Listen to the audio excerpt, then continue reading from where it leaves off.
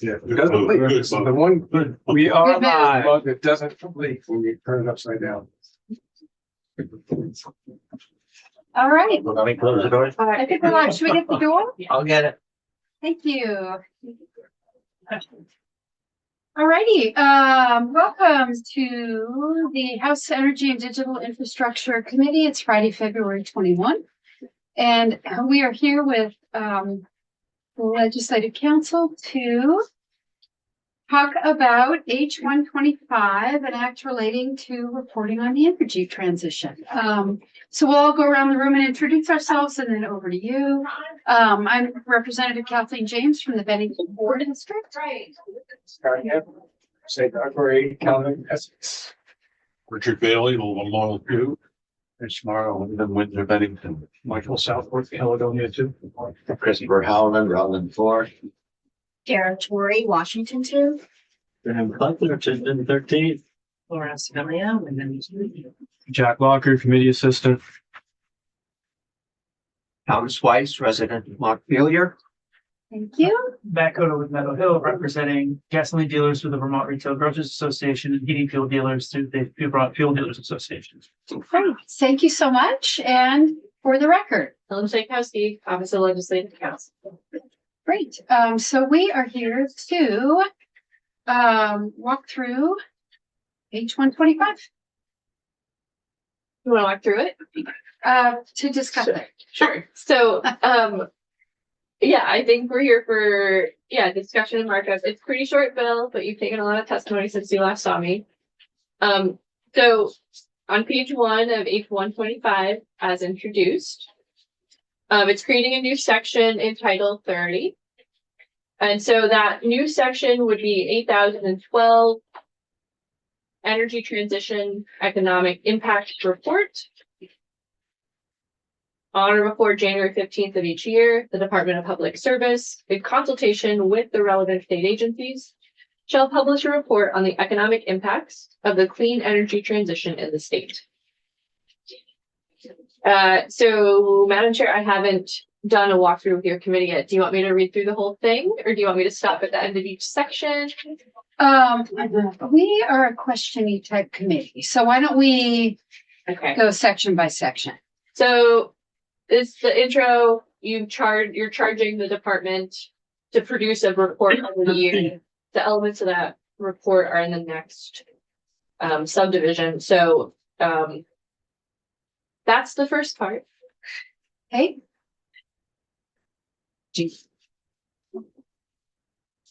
So, shall I suggest purpose language, or do you want to go through the whole thing? No, I want to proceed systematically. So Okay. if we've got a part that anybody has a thought on or a question on, let's do it. Let's go through in order. Okay. So I have some language which I think the full committee has seen around purpose. And I think I've shared with you, Ellen. I don't know if that's how we would state it. So Maybe we could do findings, that these are not findings, it's purpose. yeah, I mean, the Office of Legislative Counsel does generally dissuade such things. Yeah. But I'm not sure if it would be a purpose section or more of an intent section. I think if you would like to have a session law, are you thinking it would be session law, or do you think it would be in the statute itself? I'm thinking it would be session law Okay. to help people understand why we're doing this. Ellen, can you explain to our new members session law versus statute? Sure. Pause So, for a moment on that. sure. So, what you're looking at in this bill, H-125, is a change to the statute. So statute or statutory language is what is codified as law in the green books. You don't have any in here, but it's the Vermont statutes annotated, which are organized by Title 1 through 33. They're organized by topics. And so the energy work is in Title 30 of that, and that is durable law that exists until you change it.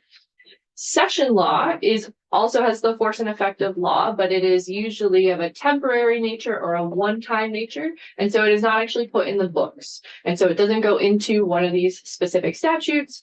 It could be at the beginning of a bill as a finding, purpose, or intent section.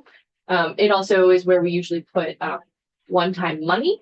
That's a single act that happens one time. So we don't put all of that in the books because that would take up reams of paper.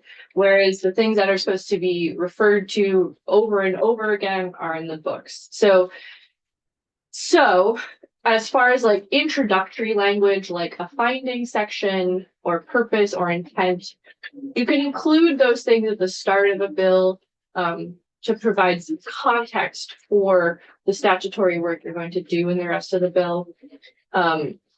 The Office of Legislative Counsel does generally dissuade such things unless you have a specific reason you need to do so.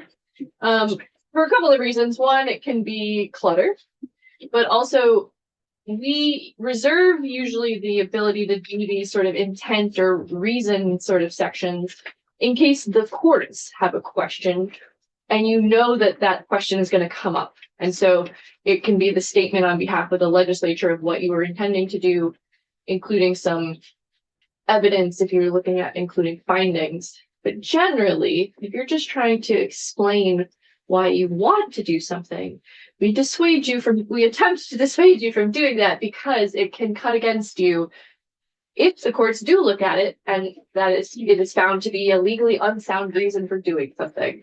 So it can work against you if it's not carefully crafted. But the House especially loves to include session law provisions. And so I can draft something for you if you think the intent is not clear. But generally, we do advise that the text of the statute should stand on its own and could be fulfilling multiple different reasons when enacted. So I think, doing that, like to work on massaging the purpose language a bit, but I do think actually that it is important to include a session law provision because for this reason, which is that we are referencing a number of data points that are already being collected. And so it would be good to explain why we're doing that. Yeah, I think I can get to the report. Yeah. But yeah. And so I can include that in the next draft if you would like to. You also could add some additional language in subsection A if you'd like. I'd rather see it there. And I guess this is a bigger question that you all are about to discuss, but if you're lines 14 through 16. Great. That's great. And I think the question that you all are about to discuss potentially is, are you going to be asking for the department to do any additional analysis? And so if you have context you'd like to give them for their analysis, that might be a good place to put it. In A? Yeah. Yes. Because I think the language that you're referring to, you emailed to the committee, and I don't know if you would like me to read it in case everyone. So you're referring to a statement that says requires the department to publish an annual report assessing Vermont's clean energy transition, identifying regional energy access gaps, tracking costs, and supporting workforce development. That would be where I would end it. Okay. At this point, right. But it does go on. And I think those elements, identifying gaps and tracking costs, would be relevant context that the department would appreciate, I think. You did go on to add 2 other sentences there to help policymakers support a fair and affordable transition as the global economy shifts away from fossil fuels. And all Vermonters are not experiencing the global energy transition in the same way. And so I would agree that those second 2 sentences are more of opinion. Mm-hmm. And so, yeah, unless you had some citations you wanted to provide for those. Yeah. But the first sentence does have elements that the DPS might want to be able to reference.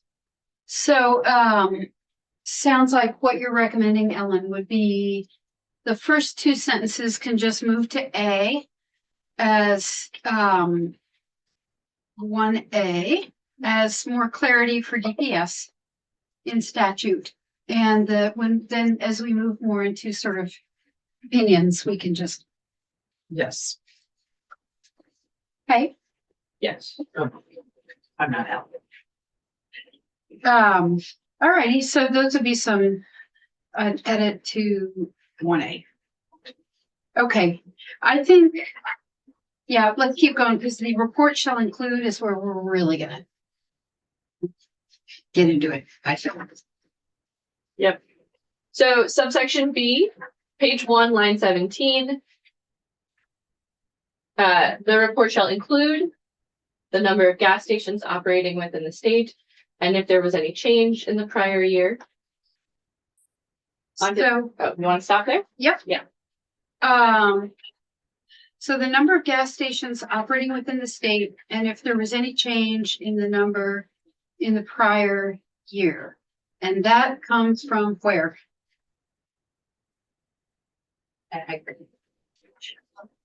Did you hear from Ag? No. So you got testimony that A&R has some of that data in regards to underground underground storage tanks, and then does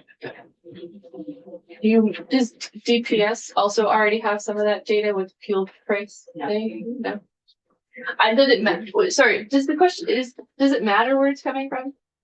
Or are you asking if it doesn't exist? It matters to me. Okay. And I'll explain why it matters, which is that if we're gonna pull from the point to me is that we are going to pull from existing accessible available data sets.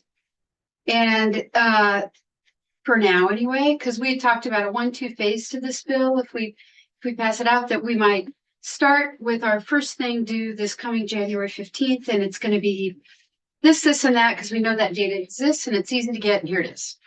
And we could consider adding on a section about, at the end, about, furthermore, Agency of Natural Resources will work with other state agencies to, by such and such a date, develop additional indicators they think would be important, talk about leading indicators. So I'm sort of envisioning a very simple, by next January, we know, even if it's imperfect and not the deepest analysis, that we can get this, and that because it's out there, we can get it, and here you go. And then we'll ask A&R if we think that's helpful to also provide us a little report on here's how this report could be better. That's where I'm going with this. 100%. Okay, so in my mind, if we're developing a list of available stuff and then we find out later that the data doesn't exist or we can't get it, then boo on us. So I am wanting to know where every one of these metrics comes from. Should we put it into the bill, you mean, into the statute? Or I don't know, do we need So to? we identify the source of the data. So that we're clear about what we're asking, that it's not something we're asking to be recreated. but you're suggesting putting it in the statute, in this? Asking Ellen if we have to. Oh, well, I'm asking- yeah. I'm asking if that's what, Laura was, her representative was. So I don't necessarily think that you need to, particularly if like this information potentially exists in multiple places, from A&R's underground storage tank data and Agency of Ag's data. So I don't know if listing the agencies helps, unless, especially if they were to learn, EIA also collects this data potentially. And so I don't know if you want to limit them by saying you have to talk to one agency to get this data. Representative Hutton? I would also suggest there's some risk in identifying the source in statute because it might change. For instance, Department of Ag, responsible for making sure the meters on the gas pumps are operating properly. that responsibility could shift to a new Department of Weights and Measures or something at some point in the future. Yeah, I was just about to, I am not a big surprise me person, but Mr. Coda, can you help us with this? Matt Coda. And I'm sorry to be clear. For the Yeah, record. specifically, what I'm hoping that you can tell us about is, so I would like to know what data you can tell us is readily available on, gas stations, fuel dealers, while understanding that the purpose of this bill is not to get into the clean heat registry and the clean heat standard, and we're not going there with this. So, but I think your insight could be really helpful here. So you heard the whole thing. This, Matt Coda with Mental Health on behalf of the Vermont Retail Grocers Association, the Motor Fuels Division. If I were to get the most comprehensive data on gasoline stations in Vermont, you have to go to multiple sources and then you have got to merge those documents. So this is complicated, but this is important. Every single gas pump, diesel pump, has a meter on it, which is regulated by the Agency of Agriculture, Departments of Weights and Measures to make sure they're selling a gallon. Proven every year. If you look at a pump, you'll see a tag that says it was tested in August, tested in February. They have the location of every single pump that comes out, but that's a different data set. wait, I want to go back. Can I stop on that for a minute? So every gas pump has a meter, and that meter is regulated, read by Ag, Department of Weights and Measures, and that's gas as in gas you put in your car. Yeah, so those are fixed locations. Those are, you see the tanks, the pumps that are attached to the ground. The tanks are collected by the Department of Environmental Conservation. They have to be registered every year, which is the division of the Agency of Natural Resources. But the tank owners, sorry. I'm literally writing this down. So the tanks, they register, the underground tanks. They register every year with ANR. Yes, Department of Environmental Conservation, which is Okay, and then but they may be the reason why, I'm sorry, not complicated, but they may be different than the pump owners, which may be different than the station owners. The tanks are largely maintained by either a company that owns those underground storage tanks, or in some cases, what's called the jobber, which is the entity that brings the fuel in. This is a different data set than the one collected by the Department of Motor Vehicles. So on the 25th of the month, you file your gasoline and diesel taxes, excise taxes with the Department of Motor Vehicles. They post it. It's all publicly available. I can tell you how many gallons each individual jobber sold in January of 2019. It's all available. And you can see those gallons and those entities on the DMV website, and they have all the addresses, but that might be different than the actual owner of the store that supplies it. Okay. So like Bill and Jeff Parker on the Citgo up there, they own the store, they own the property, but they might have a different jobber or supplier who owns the tanks and the pumps. Okay. And then the third one is the Division of Fire Safety, Department of Public Safety, Division of Fire Safety. They're required to collect on March 1st of every year any entity in the state of Vermont. It's a federal law. Yeah. It's called the Community Right to Know Act. Anyone that has over 10,000 pounds of hazardous materials on site. This is to alert firefighters in case there's anything. 10,000 pounds of gasoline is about 1,500 gallons, which is everybody. So then you have another universe of people that have gasoline, which we could include like municipal town garages. Mhm. So those 4 different data points will not evenly overlap, but they will be instructive to find out the physical locations and the owners of those motor fuel distributors. I got 5. Sorry, I had Ag's weights and measures for the gasoline pump meters. I had ANR DEC for underground tanks. I had the pump owners at DMV. I had the owner of the store. I don't know where we get that. And then I had Department of Public Safety, Division of Fire Safety. So I got 5. The owners of the stores, you probably get that from Secretary of State or tax data, or I don't know. Not I don't know where we get that. Not the Secretary of State. Okay. I think we're overcomplicating this. And at least from my perspective of what I'm hoping to understand, which is the accessibility of gasoline to put in cars. And so that feels to me like weights and measures. The end. Is there some other? The pump with the meter. I have a question about this though. So who pays the tax, the motor fuel tax? Is it the jobber, as you're referring? So it's not the retail distributor station. It's the person who brings the fuel to the station. Yeah, what's known as the jobber class in the distribution of motor fuels is the entity that they own the store. Right, but not necessarily. But not necessarily. Think of like a Valley or a Jolly. Right. They own stores. Right. But they also distribute fuel to stores that they don't own. Well, And they are ultimately responsible for paying the excise tax. That's why if you look at the list in the DMV public website, you'll see so many few gasoline distributors compared to the number of gallons they sell versus heating oil, propane, and so diesel. I think what we're trying to get at, I think what the field sponsor is trying to get at is I thought you said what I was trying to do. how many gallons is a store selling?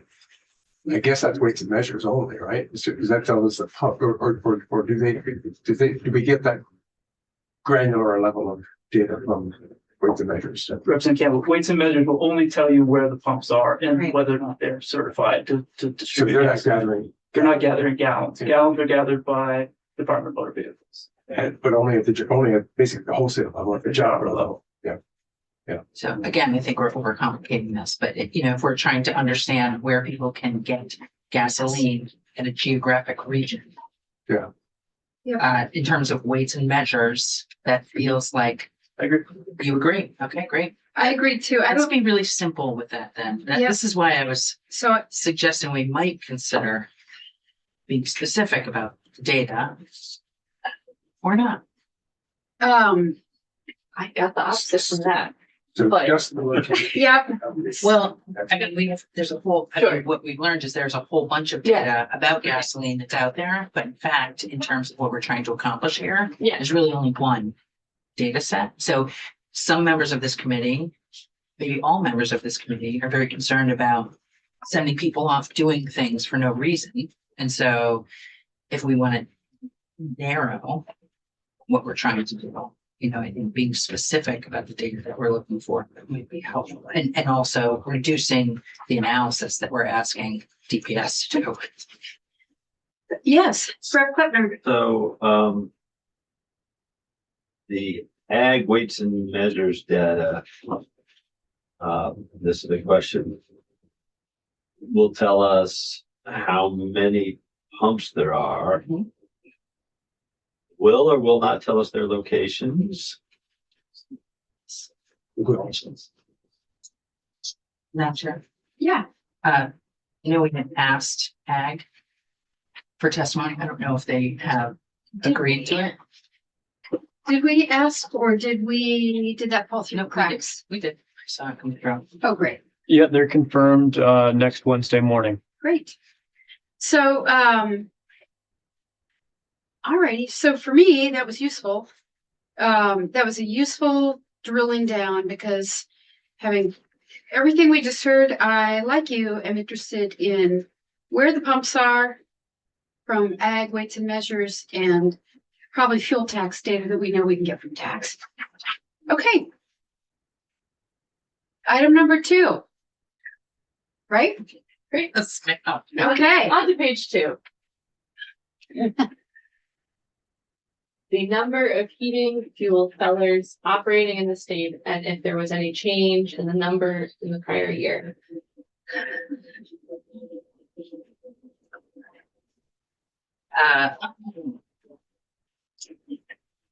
Right now, that data is collected imperfectly. Is that right?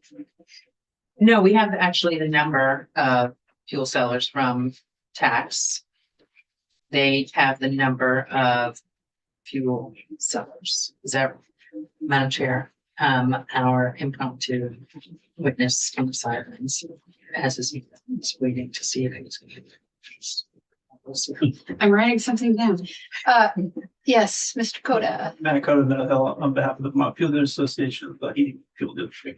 The tax department collects 2-cent fee weatherization tax and a 1-cent petroleum cleanup fee on everyone that sells heating oil, kerosene, diesel, and then propane in Vermont. And that's the retail distributor. Sold in bulk is the language in the green books or the session law, which means it comes in a truck and it's delivered to the consumer. So that does not include wholesalers of propane or heating oil, kerosene, or diesel.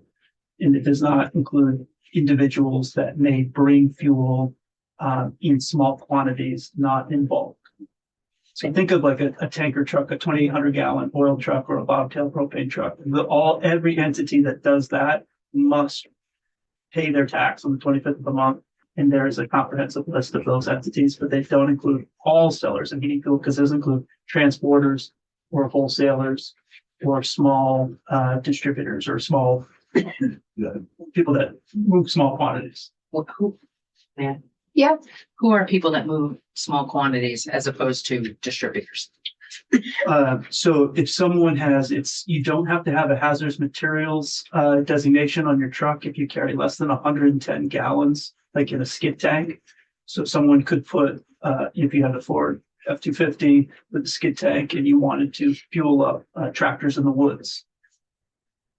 So those are people with personal or commercial consumption needs that, right? They're not selling that fuel. No, these are for those that are diesel is an untaxed diesel fuel used for wood vehicles and farm tractors. Oftentimes they don't use a bulk delivery vehicle. They use a smaller transport. So then what the data that I am interested in, I don't know about the rest of the committee, is understanding the number of businesses that sell heating fuel in the state of Vermont through the data that we currently collect. So they collect the number of, do they collect it geographically, like where they're located? I know their distribution routes and areas may be different.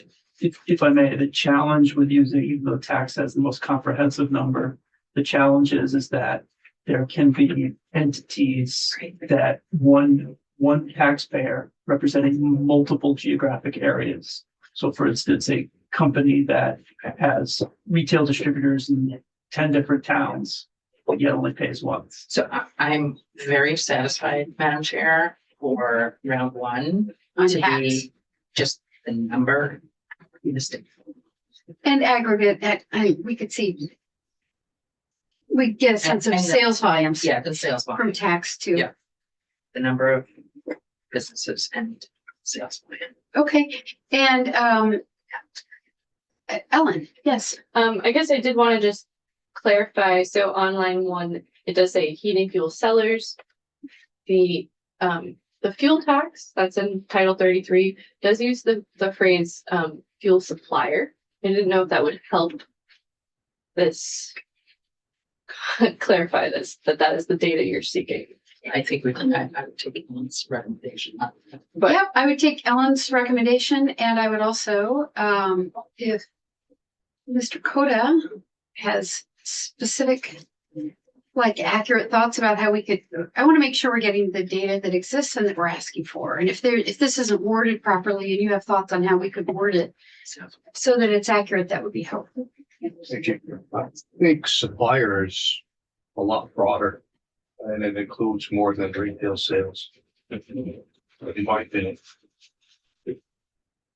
Anybody along, excuse me, that's true. Yeah. Anybody along the chain from the wholesale, the supplier is everybody from the time it comes across the state line to the time it goes into the fill pipe of the home. Yeah, and in the interest of keeping it simple, which I think is definitely. And to do. Yeah, So under, as I understand it, this is much better than I do, but in 33 VSA 2503, the definition of which the tax department is responsible of collecting the names, the addresses, and the gallons and the tax, is heating fuels delivered in bulk. And that is in 33 VSA 2503. That's the only thing they're gonna have. They're not gonna have the person with a skid tank that delivers in the woods, and they're not gonna have Okay, the big wholesaler around the corner. so heating fuels delivered in bulk, and you said they have the name, they have the address, which they're probably not, may or may not want to share, and then they have the. So we need the sellers and the volume. Yeah, we can leave it at sellers. Great sellers. I think Yes, we can leave it. Okay, sellers of heating fuels delivered in bulk. Delivered in bulk. You want? sounds like that'll mesh up with what tax is collecting. Right, Ellen? Is that what you're looking for? Delivered in bulk? Yes.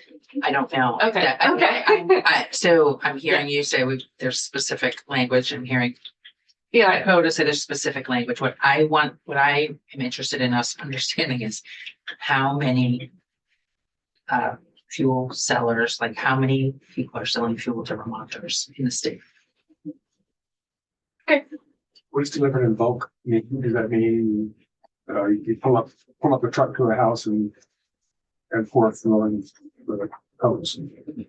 It's important to know what it doesn't mean. It doesn't mean Global Oil's terminal in Burlington or Valero's terminal or Bravos terminal in Right. Burlington, NGL's terminal in Berlin. It doesn't include that at all. Just the ones that deliver it to your house or your building and then put it in the bank. Everybody knows that's what delivered in bulk is. Okay. That's what I know. I mean.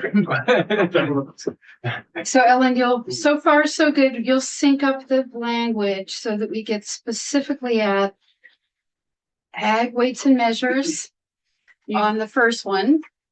And whatever tax has on this, the tax department has on the second one. So that's why I keep circling back around to this. I just want to make sure that however you word it, Ellen, is super obvious, like, oh, that's what tax collects. Oh, that's what we get from ag weights and measures. and sorry, are you adding No, volume? I know. I thought we just talked about that. I think volume No. would be interesting because we could see every year if Yes. it's going up or down. Right. Oh, that actually suggests another point. So we're talking about in the prior year here, but since this will be the first year of doing this, should we ask for a little bit more history and then say subsequently for the prior year or something like that for all of these? That's interesting. Yeah. Maybe 5 years previous or something. I don't know. That would be, sure interesting. I did have a bigger picture question. So are A&R and DPS coming back with suggested language on Wednesday? They are coming back Part two. for part 2. Yep. And in the meantime, hopefully we'll have a more refined, thought. So I think, Madam Chair, that they're coming back with suggestions for us, what we should ask for. For next year. Yeah. Oh, in part 2. In Mhm. part, Oh, okay. so that we're gonna do some simple analysis and also ask A&R and others to provide us with additional information, and they're coming to tell us what that Mhm. is. And we know so far they're reaching out to A&R is reaching out to DPS, I think PC, right? And also DOL, VDOL. So they're coming back with thoughts on part 2. So we start with our simple list and then they'll come back. We'll hear from them about what they think part 2 of this could be. So we have so far working painstakingly through. We have the information that we can get from ag, weights and measures department on every gas pump that has a meter. Hooray. And from the tax department, we're going to find out the number of heating fuel sellers and volume from heating fuels delivered in bulk. Okay, number 3. The number of electric vehicle supply equipment in the state, and if there was any change in the number in the prior year. Yeah, Suggestion. I don't know all of the data sets that exist, but we heard from V-Trans. We know that Commerce also has some data, I believe. So I think it would just. What is the action here? The report shall include, so just the number as reported by V-Trans and ACCD. The overall goal here is to highlight the potential hazards or pinch points, whatever monitors are. I have another couple of questions. One is, we care about the overall number of places people can charge or the number of public places people can charge. We care about all the electrical vehicle supply equipment in people's garages.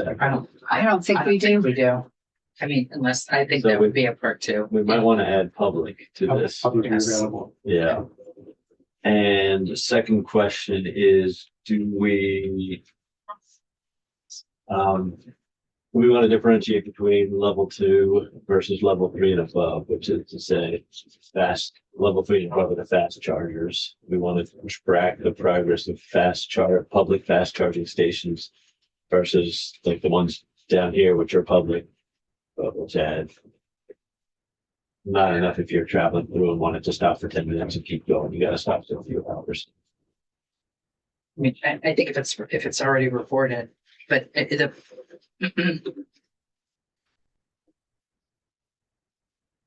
hopefully what would be illuminated as a result of all this data, at least in my mind, is, oh, there's no public charging stations and the gas station has now gone. Right. Or like there's really becoming an issue. So I don't know what the answer is now. Because somebody who drives, do you have a recommendation? I drive. Well, again, to my earlier question, if our concern is areas of the state where people don't have access to the power they need to move, we need to know the locations as well as the numbers.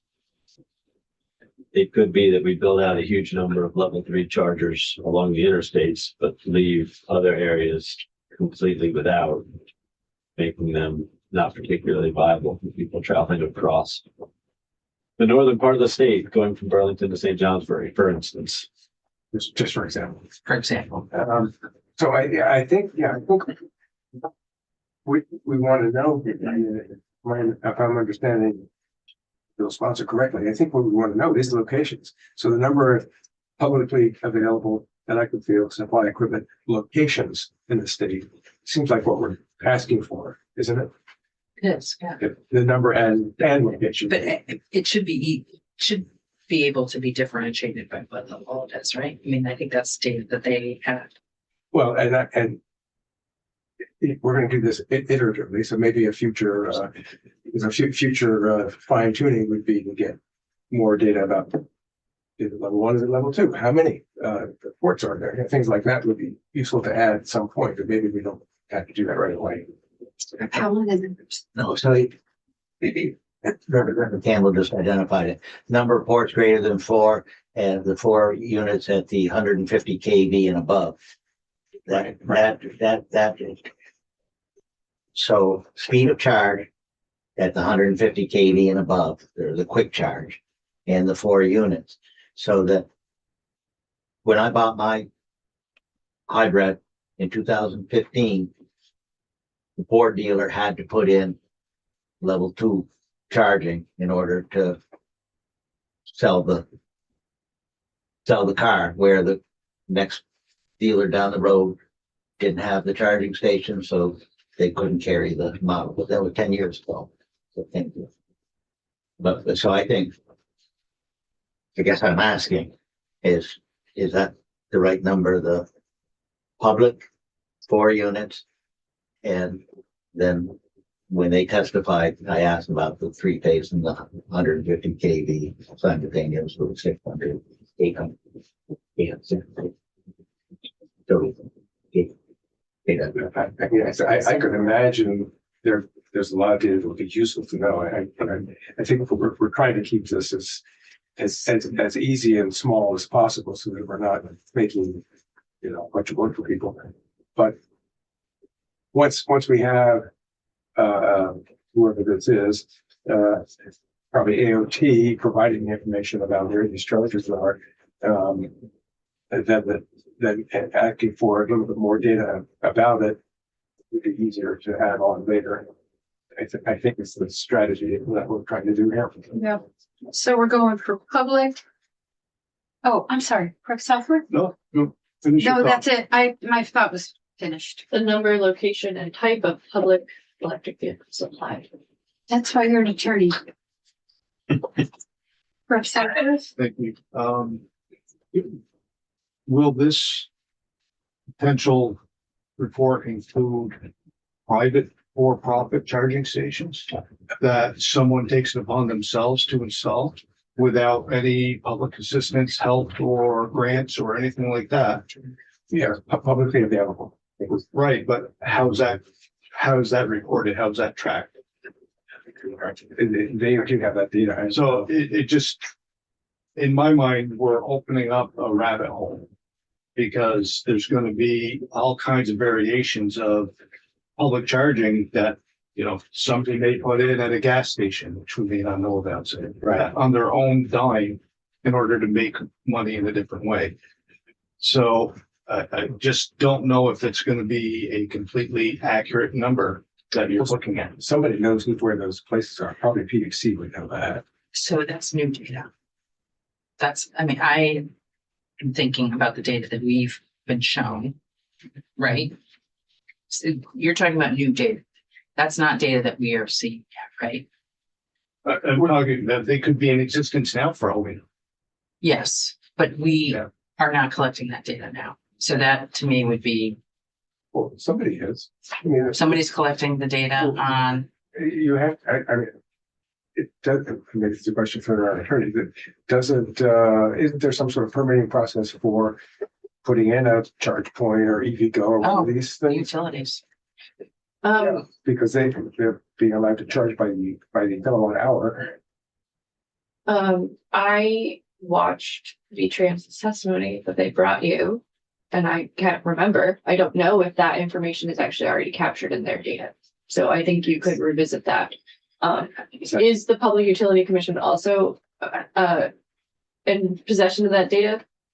Yes, potentially. Might be worth that. So, but I don't think they testified on that.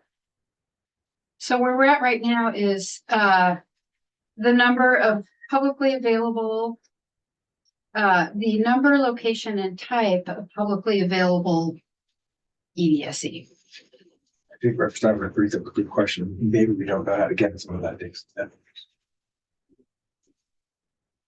So maybe we'll have to Follow up for V-Trans? We'll have to find. Oh, GPS might know too. Okay. Yep. I wonder if ag weights and measures has to inspect Oh, but we didn't. the EVs, the private EVs. That's fluid. They wouldn't do electric. No, they do. Actually, we put that in the transportation bill last year. Yeah, I think there is something.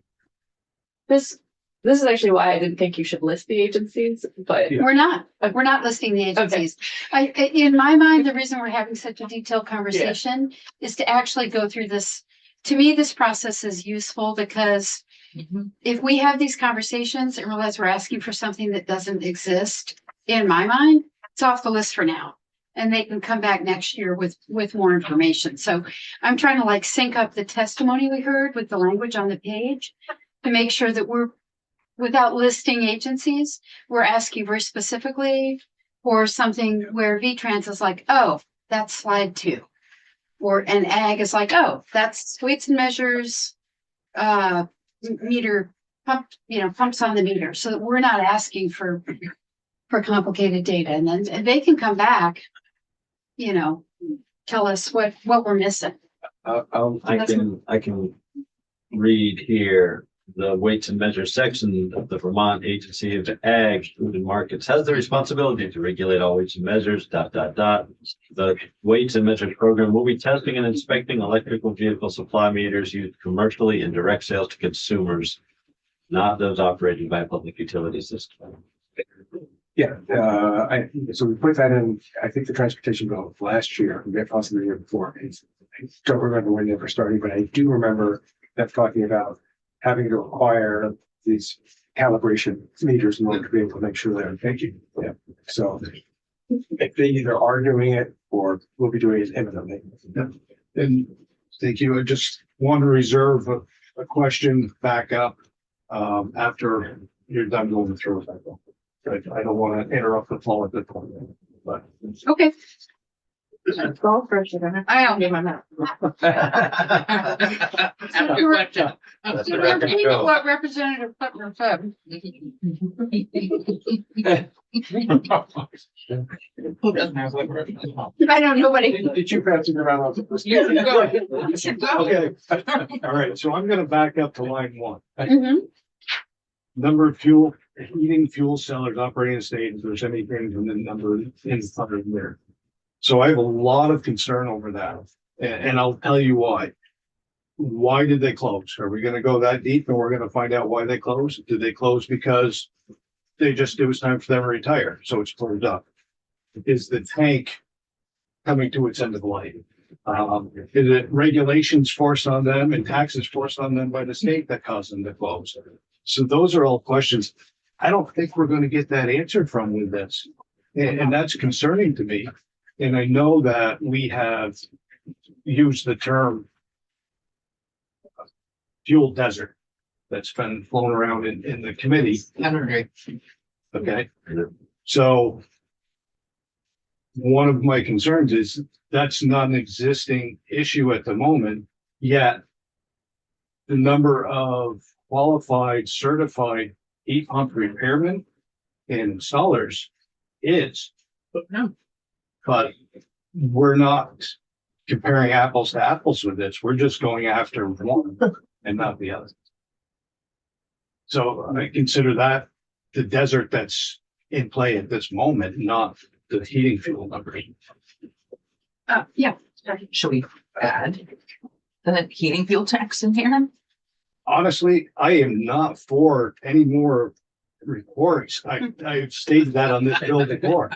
And it frustrates me that we're putting more and more, but we're not looking at what we can do now just to make it work.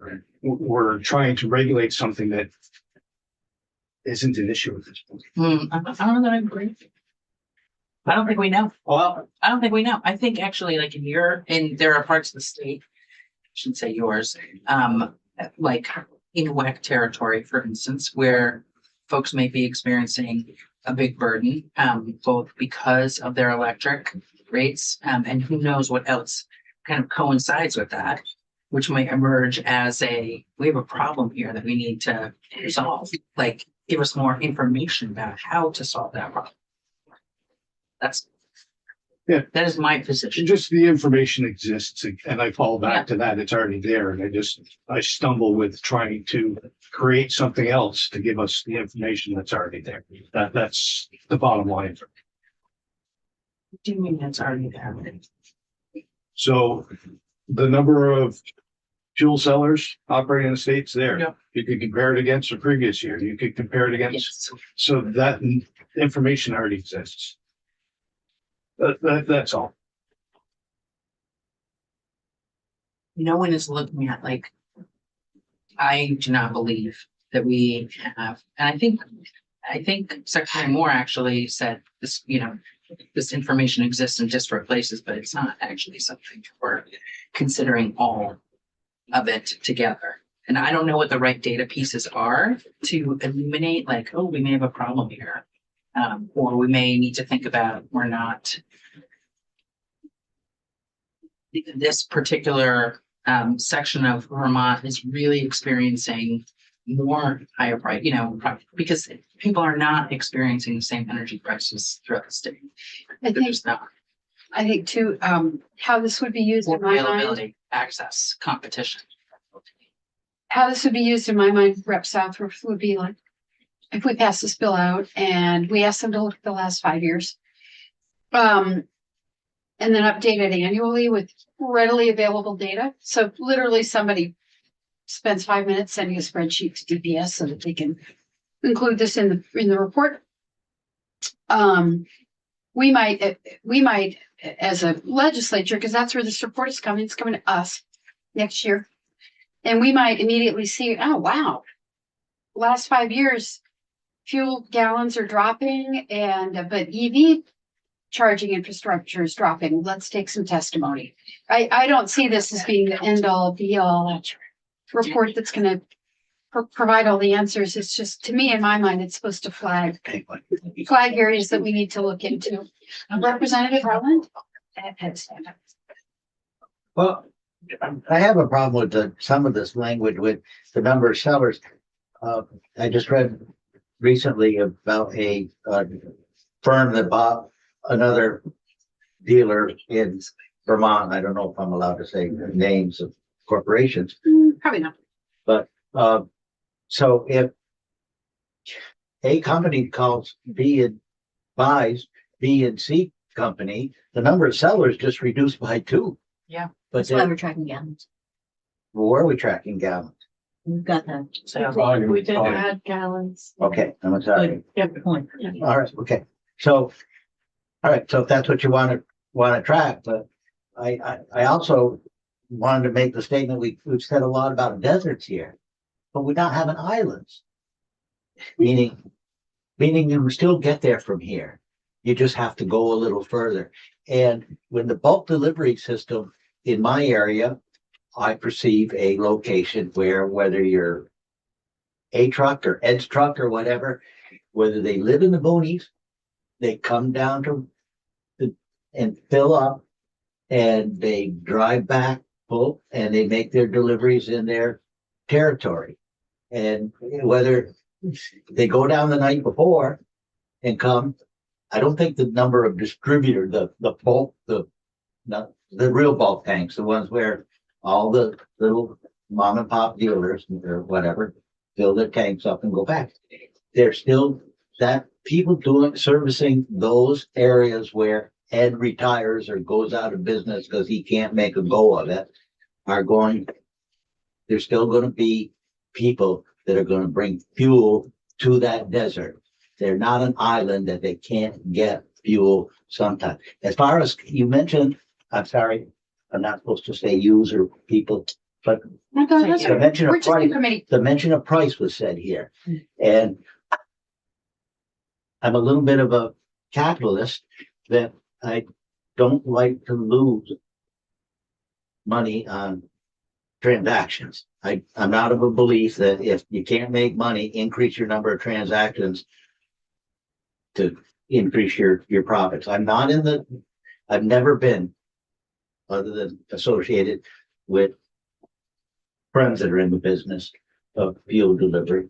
I don't know what the markup that any fuel supplier says that I have to charge you a little more because you're 15 miles down. I don't know if they increment their prices by their service territory.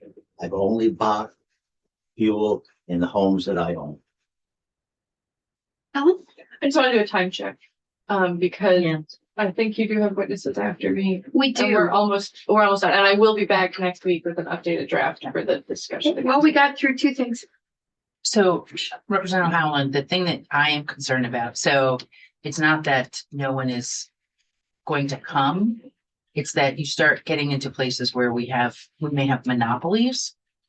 And if you have a monopoly on something like heating fuel, I'm not actually convinced that that's in the best interest of all Vermonters. I think, we have government.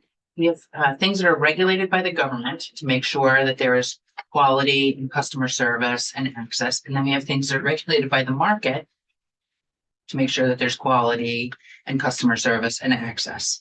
And to be regulated by the market, which is what we have now, we need competition. Competition means we need a lot of sellers. And so to me, it's relevant to understand if we're getting less sellers, that's important to understand. And to Representative Southworth's point, we're not going to get here, but perhaps DPS will recommend in part 2 why, may be helpful information, but the number is important in terms of that competitive market, which helps to keep price down and customer service up. So, okay. Ellen, are you here until 2:00? Because we have 2 minutes left. Yeah. Okay. I'm free to stay, but I do think you have witnesses after me. You do. Who's coming in too? We had some bill introductions. Yep. I wonder if we could quickly, so perhaps not talk about why we're doing this and how. If I wonder if we could quickly try to get through the last remaining data points on the thing, because we could argue all day about, I think we all know what we're trying to do here. So let's quickly talk about the last remaining points. So electric rates and whether there were any changes that should be very easily gettable from our regulators. And the number of renewable energy development companies operating in the state. I don't know if we can get that. So didn't TJ say he's got that? They've put out a report. I mean, I think perhaps that term needs to be clarified or what specific kinds of companies you are, but the department puts out a report regarding the energy workforce. Yeah. But I don't know exactly what the data they have is, but I do think we may need to clarify the term there. Okay. Okay, hang on. Just before we take more comments or questions, just try to get through this. So the state agencies that collect data provide it. I think I was interested in the idea, Ellen, of adding the past 5 years. So that the first right off the crack is something useful, and then we can update it annually. And for part 2, we're waiting to hear back from ANR and DPS next week. And they're going to come back and say, here's what we think you could do right now.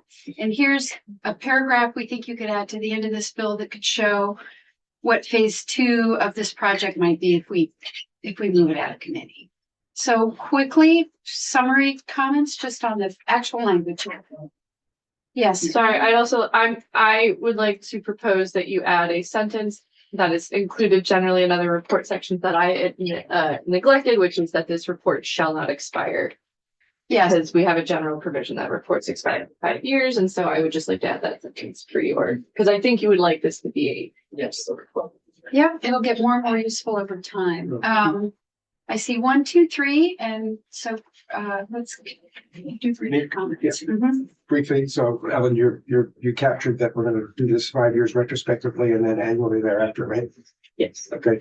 And the other point that I want to make is that this is not going to be a comprehensive answering all questions kind of a report here. This is supposed to prompt questions, not necessarily answer questions initially. And we'll refine it further as we go along. I think I'm trying to respond to Rep. Southworth's concerns about why these changes. That's a point. Regarding our interest in knowing the numbers and locations of gas pumps and electric charging stations relative to the concern about areas that aren't served, I pose this as a question for us to contemplate until next week. Do we want a map instead of a list? Yeah. Absolutely, but that feels like it's a subsequent iteration. Which one? You mean for the overall? Yeah, I mean, for me, looking at 2 maps that show where the gas stations are in the state is going to tell me a lot more than a spreadsheet in terms of, oh, look, there were 3 in that area and they all disappeared. A lot better than listing them, whether they're in Cannon or Chester. Yeah. I mean, because lists tend to be alphabetical or whatever. And having experience in GIS since its development, it's not a big deal if to incorporate a spreadsheet or a list of To a map. pinpoints on a GIS system, as long as they're intertied by the GIS groups. Maybe we want to map in the list. You do. Okay,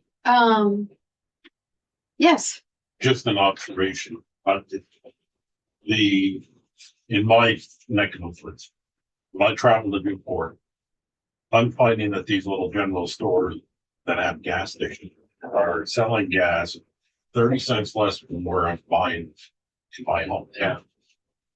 That they're using it as a marketing ploy to get people to their store. And believe me, when I'm driving by, I'm pulling in to get gas. So I help that general store out a little bit, because once I get in there, they got all these goodies in there that I'm also picking up for stuff. You a Twinkie guy? No, but I'm a pastry guy. We're laying on us. all right, we need to let Ellen Yeah. go. EJ Port testified about these development companies that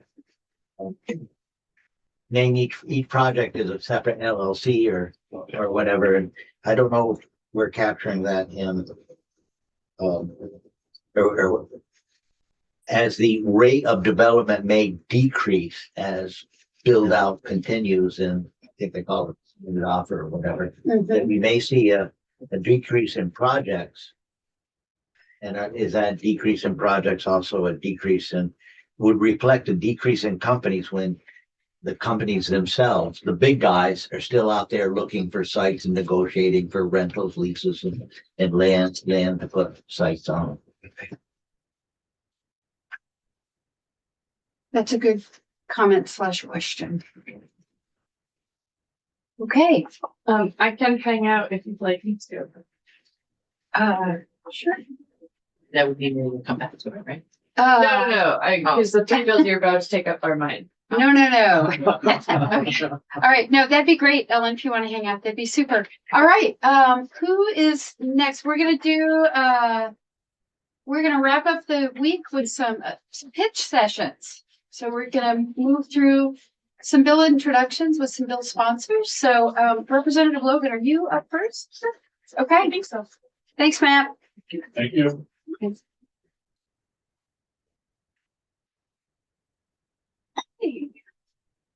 There are copies of the bill on the way as well. Great. Would you like me to wait for the copies to arrive? I'm not gonna go on byline through the bill unless you'd like me to. No, I think, well, for the record, For the record, I'm Representative Kate Logan Great. from the House Committee on Environment, sponsor of this bill H-196. super. Should we introduce ourselves to Kate? Representative Kathleen James. Scott Gamble from St. Johnsbury. Richard Bailey, Lamoille 2. Chris Morrow, Windsor Bennington, Michael Southworth, Caledonia too. Christopher Howland. Oh, Christopher Howland, Rutland 4. Dara Torrey, Washington. Graham Cutler, Burlington. All right, Representative Logan. Thanks. It's good to be back at the table with my energy buddies from last session. So I sponsored a bill that has a companion in the Senate, S-65, that will pass over to the House at some point. They're working on it right now. So the bill that you have is the amended bill, and they're in the process of making changes to the bill. So when it comes over, it'll have some modifications. But I'm happy to get you ready to think about this bill before it comes over from the Senate. So this is titled An Act Relating to Energy Efficiency Utility Jurisdiction. And I'll just be really brief, and then I can get into as much detail as you want to. Essentially, the policy problem that this solves is that the efficiency utility statutory priorities were initially focused on driving down electricity use through efficiency measures. So that was the initial intention. And I would argue that it's time to explicitly update the efficiency utility statutory priorities to include not just decreasing energy usage, but decreasing energy cost, overall energy usage across multi-sectors, and greenhouse gas emissions from all sources of energy. So what we're doing is we're formally expanding the scope of the efficiency utilities to include emissions reductions, as well as targets around providing services to low and moderate income households and nonprofit and small businesses. So overall, this will increase electricity usage. So that's why we need to have this statutory intervention, because that's counterintuitive. The efficiency utilities was created to drive down the use of electricity, but we are actually expanding the scope of the work that they can do so that they might, in fact, increase our usage of electricity. So it will increase overall electricity usage, but will decrease overall energy usage, and will also decrease greenhouse gas emissions. So, for example, heat pump installation. It's electric. It increases your use of electricity in the household, but decreases your overall energy consumption, your overall energy cost, and greenhouse gas emissions. And then, like I said, we need to ensure that an adequate amount of efficiency utilities services are targeted to certain kinds of customers. Those would be the customers who have the least capacity to make these changes themselves, but for whom the savings would be a significant portion of their energy costs. So it's best use of the resources. That's my overview, not getting into the nitty-gritty details at all. Yeah. So, Rep. Logan, so this would apply to Efficiency Vermont, Burlington Electric, and Vermont Gas. Those are our three. What are our three efficiency utilities? Yeah. Efficiency, Okay. Vermont Gas, or And not Burl- Vermont Gas, Burlington Electric does their own energy efficiency internal. Yep. All the. As well as being a DU. Okay, and so their basically their mission or their scope of work would allow them to move beyond only only electricity, only energy efficiency measures. Well, electricity efficiency measures. Yes, electricity efficiency measures. Yeah. To say we are also going to allow you in charter, statute, or whatever to do weatherization, to do heat pump installation. Yeah, and to use funds from the electricity efficiency fund, which I think this bill would rename to the efficiency fund. Right. So to use funds from that charge you get on your electricity bill to do these measures that are across energy sectors. Okay. And the metric then would be greenhouse gas reductions rather than AWH reductions. The metric of success. I'm not entirely clear how the metric would change. That's a great question. I think it would be both. Well, because as you mentioned, But electricity usage will go up, right? Yeah. So there will need, as you mentioned, the electric. Yeah, okay. yeah, it's not the case just of a Vermont Gas, reduction. but It's not just a reduction. for the electric utilities, Yes. the metric is, it's KWH savings, but Right. it's energy savings, which is measured for the KWH, or actually MWH, megawatt hours. Mhm. Representative Morrow, then Southworth. Two questions. One, so the Efficiency Vermont is now, they have rebate programs related to heat pumps and heat pump hot water heaters and whatnot. But correct me if I'm wrong, that's funded through a different mechanism, correct? So this bill is allowing them to use Makes it very explicit that they can. the surcharge on. Okay, so it's not like the Reggie money. So- Yeah, so it expands the funding sources for those programs that they already have. Right. Second question is, how does this relate to the governor's $15 million? This is basically what he wanted to do with his budget address. Related to the $15 million. Does that ring a bell? No. Are you talking about the governor's climate proposal? You that meant, was no, you just mentioned released $15 yesterday? million in efficiency Vermont, specifically in this budget. And Oh, I couldn't get details on that from the administration, so I was just either trying to. that would be in your Circle, governor's but recommended all around the budget, I table. would imagine. Like a- But this bill was not, this bill was authored separately. Yeah. So Never mind. so I would think that it's not part of that. Right. Yeah. Yeah, Rex Field. Like, Oh, sorry, Southworth, hands all over the place. so. Are there increased fees or taxes attached to this bill? Yeah. None at all. Okay, so this Everywhere, okay. is electric ratepayer dollars still. Correct. And it is allowing the efficiency utilities to use that for thermal reduction. And And in so the case of BEV, electric vehicle incentives. how about for VGS? I don't think so. Those are other funds. So that's that is interesting to think about for that. Yeah, there will be some utility. Well, BED has a special dispensation to do this small amount of the incentive as part of it. The other question I have is, have you considered, or is it addressed in here, how this might conflict with tier 3 responsibilities? Responsibilities, yeah, That the the EU, electric utilities have, yeah. they'll have to work it out. Yeah, they'll have to work out who's doing what, which they did originally when implementing tier 3. And I would imagine that they would not want duplicative programming. So,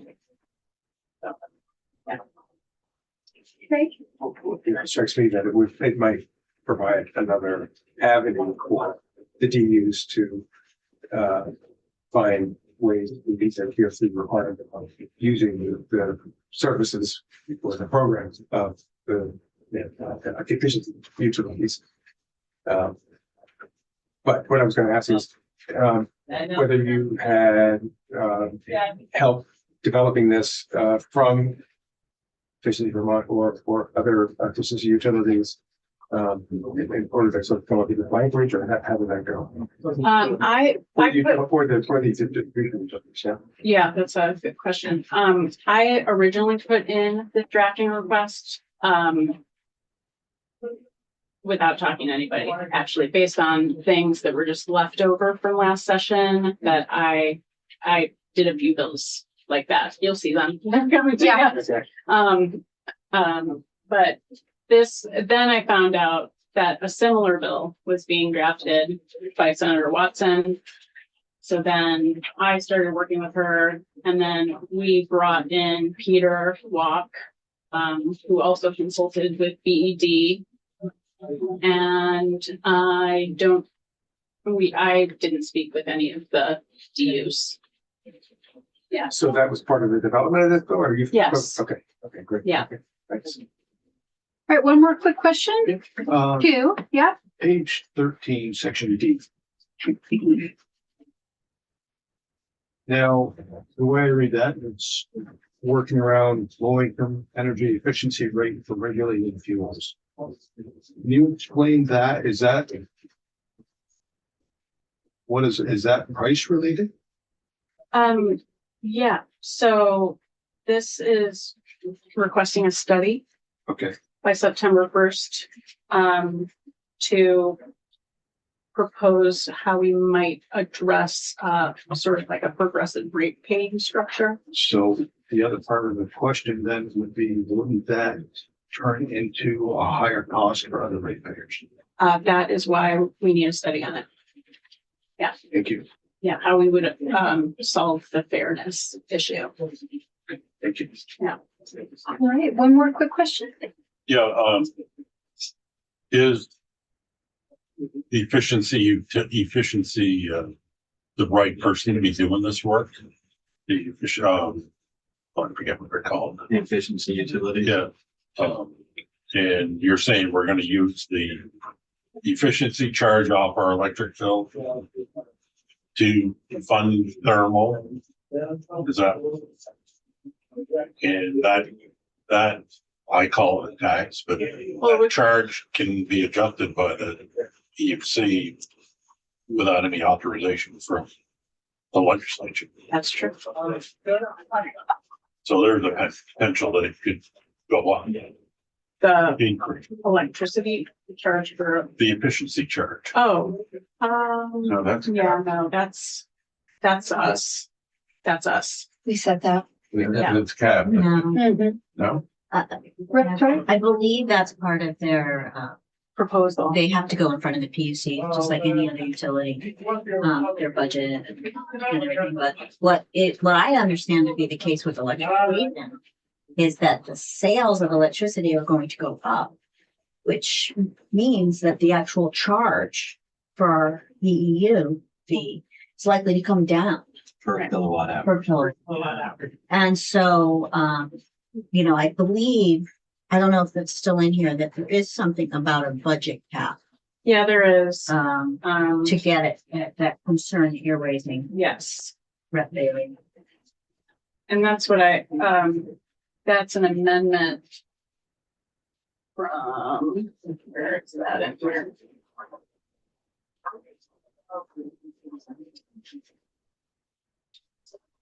Oh, here we go. Yeah, page 4.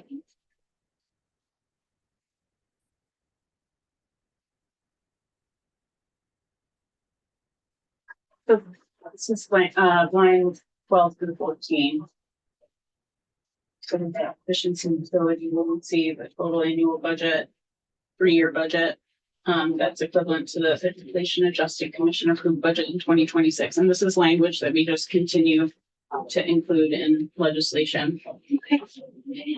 Let's take one more question and then we need to move on to our next bill. Very quickly, is it not true that the efficiency utilities are currently allowed to use that money for weatherization? Or reducing electricity use? I actually don't know the answer to that yet. Yeah. So they were Yeah. some. but It's- There's a limited source. of- Yeah, it's like that happened basically thermal, they nibbling were around the allowed to, edges. But the Nibbling swapping around out the edges. into heat pumps, they weren't allowed to up until this.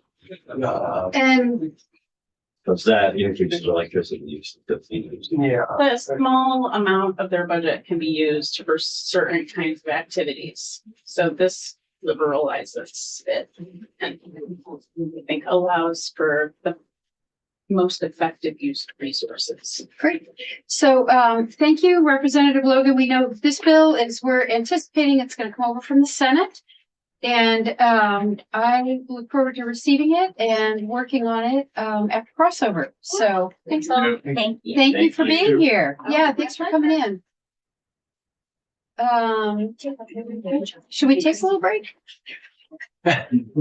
Oh, I see you're our next person. Okay, yes, because you know what? It's Representatives Troy and Campbell. So can we come back at 2:30? And we'll do our last 2 bill pitches, and then is that okay with you?